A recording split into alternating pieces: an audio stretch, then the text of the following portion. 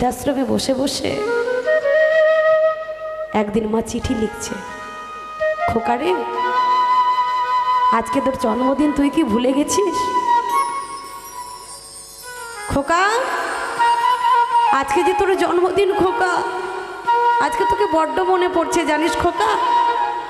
মাসে মাসে তুই যে আমাকে দেখার জন্য কিছু টাকা দিয়ে যাস, সেই টাকা জমিয়ে জমিয়ে আজকে বাজার থেকে গোবিন্দভোগ চাল নিয়ে এসেছি, আর সেই চাল দিয়ে পরমান্ন রান্না করেছি।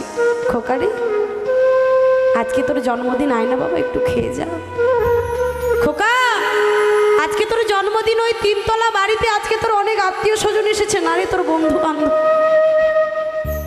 খোকা অত বড় বাড়িতে তোর বন্ধু বান্ধব আত্মীয় স্বজন সকলের থাকার জায়গা হলো, তোর বৃদ্ধ মাটার থাকার জায়গা হলো।